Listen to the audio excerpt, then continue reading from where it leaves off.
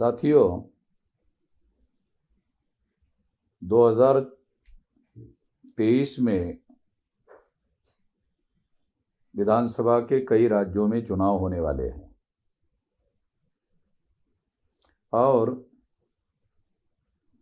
2024 में लोकसभा के चुनाव होने वाले हैं।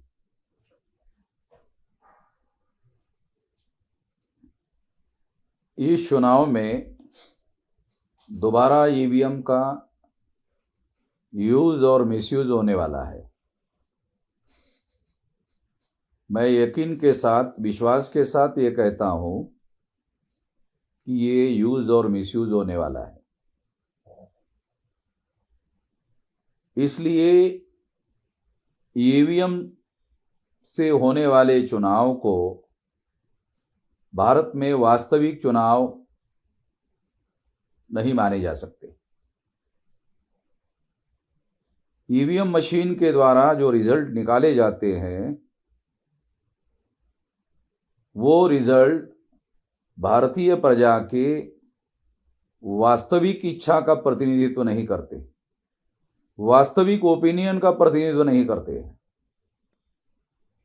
उदाहरण के लिए सबसे बड़ी बात मैं आपको बताना चाहता हूं कि 2019 के चुनाव में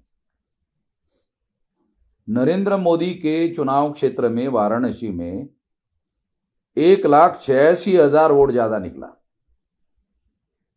नमूने के तौर पर अगर इस बात को हम लोग ग्रहण करते हैं तो यह प्रमाणित हो जाता है, यह सिद्ध हो जाता है कि ईवीएम में घोटाला करके चुनाव हो रहे हैं।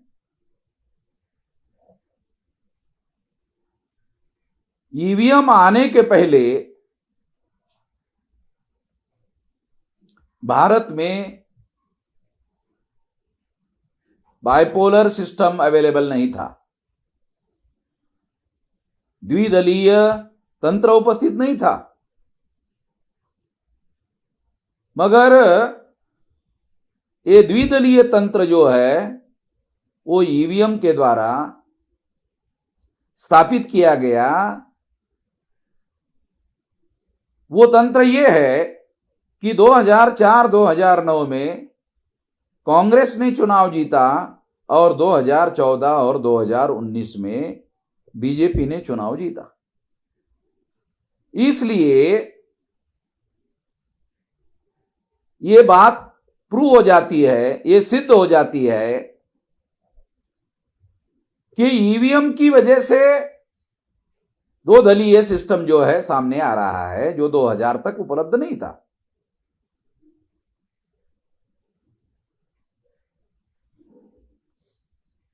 ये जो दोनों पार्टियां हैं, ये दोनों पार्टियां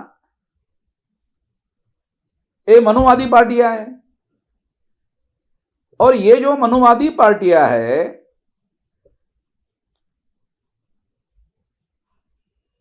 उसके नियंत्रण में है। ये मनुवादी लोगों के नियंत्रण में ये पार्टियां चल रही है, उन्हीं के लोगों के द्वारा ये बनाई हुई पार्टियां हैं। कुछ दिन पहले पार्लियामेंट में अमित शाह ने यह कहा कि हमारे भारतीय जनता पार्टी ने एक ओबीसी के आदमी को देश का प्रधानमंत्री बनाया। 29% ओबीसी के प्रतिनिधि हमारे हैं। यदि 29 मिनिस्टर है, ऐसा वो कहते हैं। अगर ऐसा है, प्रधानमंत्री भी है, 29 मिनिस्टर भी है, प्रतिनिधित्व भी है, प्रतिनिधित्व का क्या मतलब है? अगर वो अपने हक और अधिकार के बारे में बोलने का अधिकार उनको दिया गया, अगर वो बोलते नहीं है तो उनको प्रतिनिधि कैसे कहा जा सकता है?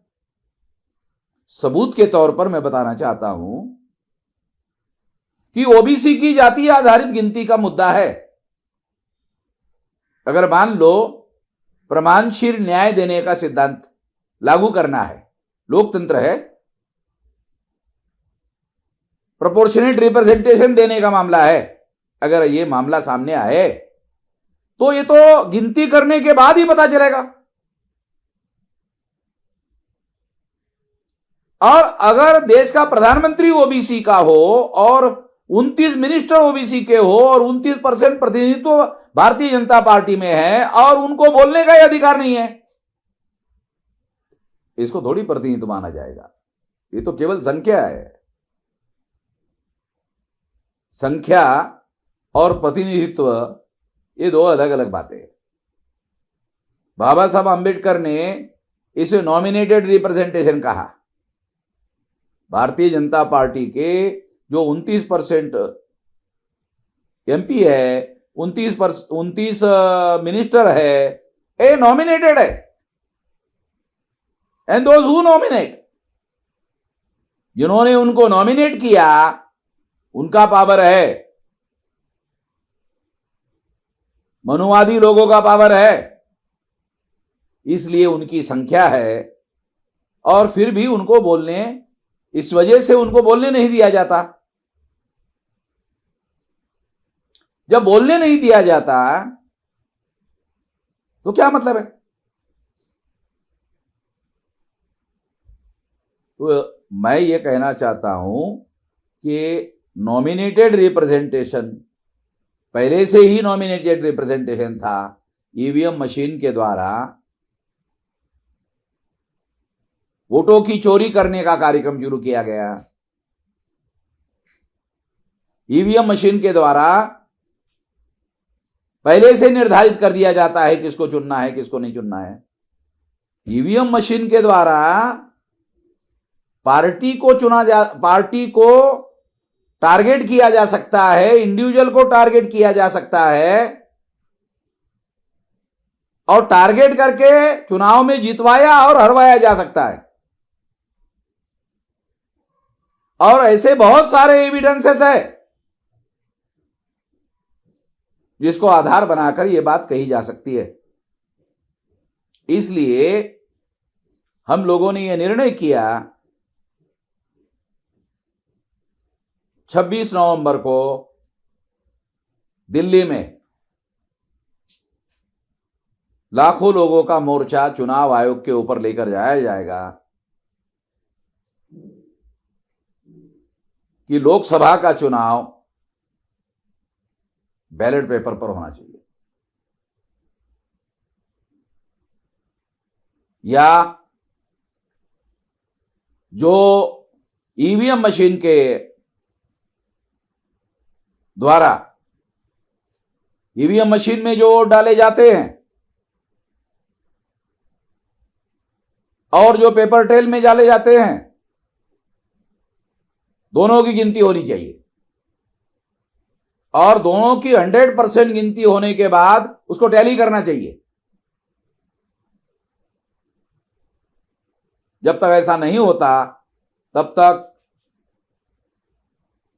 ये वास्तविक चुनाव नहीं माने जा सकते।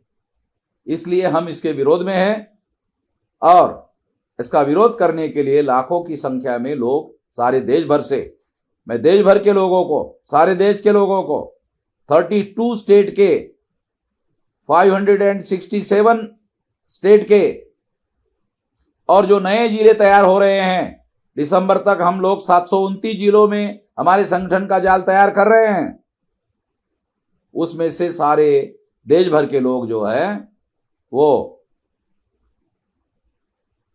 उसके विरोध में आंदोलन करने के लिए दिल्ली में लाखों की संख्या में आए और चुनाव आयोग के ऊपर हमें ये मोर्चा लेकर जाना है।